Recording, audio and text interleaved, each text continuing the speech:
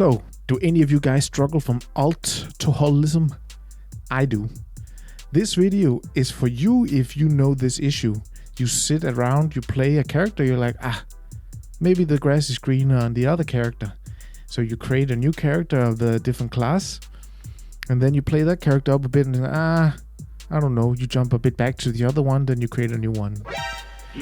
Well, this video is to help you guys with the process of selecting your main character. So I'm showing you how I did my process in order to help you. It started out with me on my Witch Hunter. After reading on the Discord, I realized also that I probably built him wrong a bit. So I don't exactly do it correct here, quote unquote, based on the recommendations of the others. But I do it the way I feel like it would be good, and then I test out.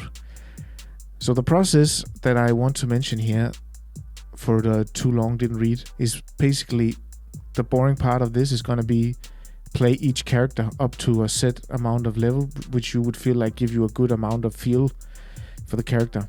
My beginning process for this was a bit flawed.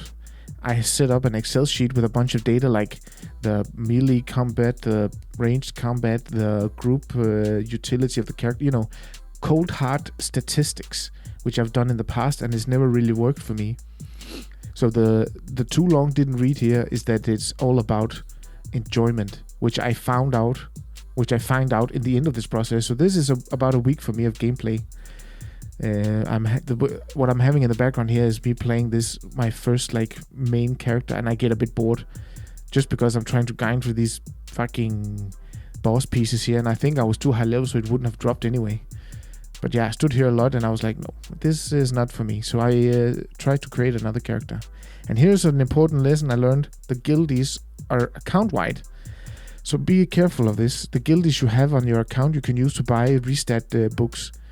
And I bought them on my Witch Hunter and I couldn't buy them on my Warrior Priest. So I delete him and create a new one to try the DPS oriented spec that I wanted to try. And here I'm showcasing him. And they really don't give a schnitzel, these Warrior Priests. They're so much tanky and fun. And you can still dish out a good amount of damage. Now notice here, this is at 237, and I'll notice with 1 point the other ability here. Like 100 more. So, yeah. The first ability is probably not worth it. The Slayer for me was very enjoyable, the combat wise, but it felt a bit, slow, but I only had the first ability here, as you can see. I didn't have the other one down. And I feel like it was a bit slow to, initiate and stuff like this, but it was very enjoyable. And here another quick tip. The fast travel point in the first city with the auction house and the bank and all this is, I missed it on basically all of my characters. You can see I noted him with an arrow.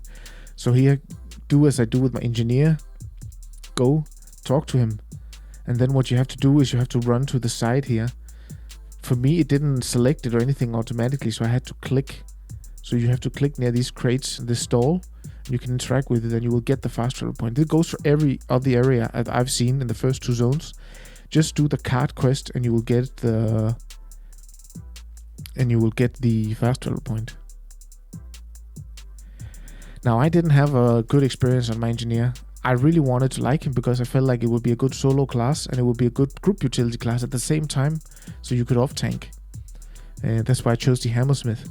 But I waited until level 10 to distribute most of my stats or pick any abilities. And he's also statted wrong a bit because I did a lot of auto in the beginning on this character. I don't do that anymore. The Witch Hunter and this engineer were my first two characters. And this is another thing that pissed me off on this character. Gave me a bad taste in the mouth. But this other guy, you see, he was just standing there waiting for someone else to initiate it because he couldn't solo it. So he was fast to take the kill. So I didn't get it. And I ended up dying a few times to trying myself. So I was like, yep, trying a new character. So I did the Shadow Warrior, which was what I mained during Age of Reckoning back in the day.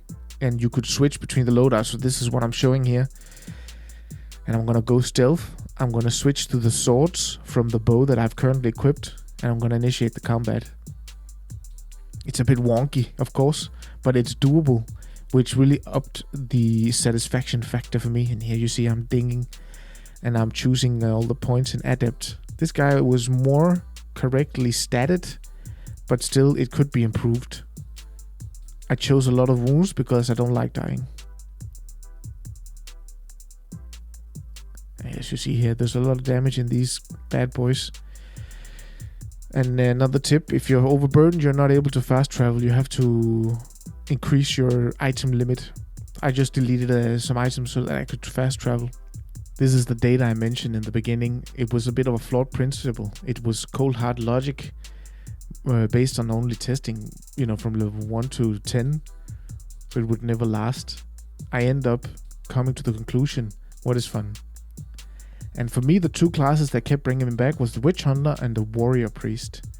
I'm going to show you a cool clip. I made a new Warrior Priest to build him more correct, let's say. Kapow. Nice. But I kept throwing, there's too many Warrior Priests, this and that. But I just kept wanting to thinking, what can he do later? I kept coming back to him. So this is where I am, Witch Hunter or Warrior Priest. So I'm gonna select one of those two.